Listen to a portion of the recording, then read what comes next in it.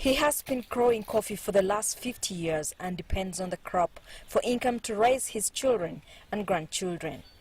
82-year-old Enoch Musumbi expects to produce over 1,000 kilograms from this plantation next season, but says a kilogram of raw coffee goes at just 4,000 Uganda shillings, about $1.6. This is down sharply from around $4 a kilogram few years ago. Coffee takes a lot of money in labor. But if you compare the money you get, you cannot even get enough money to sustain your home, educating the children. The Mt Elgon region is widely known for its favorable climate, good for crops like coffee, with some of the best yields in the country coming from this region. But most of the coffee is sold in raw form, meaning farmers cannot earn the maximum profit from the crop.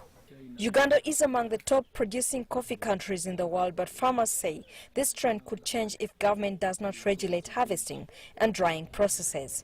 Some farmers dry coffee on the bare ground, making the beans susceptible to dust and compromising the quality. When we are pulping the coffee, we are supposed to have properly red cherries. Now, if we are going to harvest with these greens, that means these ones are not yet ripe. Now, this is already wrong. Despite these complaints, the Uganda Coffee Authority says the country's exports this season were remarkable. The country sold nearly 400,000 bags in May, up 56% since January.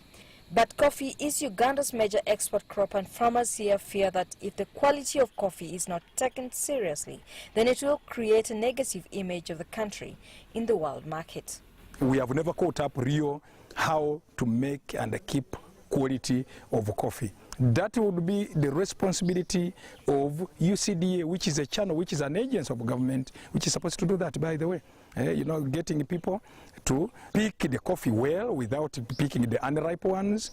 Secondly, pulping it well, and then washing and also drying it in a proper way. Ugandan farmers also now want their coffee roasted and sold through cooperative unions so they can take exports directly to the international market on a larger scale than currently possible. Isabel, Nakirya, CCTV, Mt Elgon region, Eastern Uganda.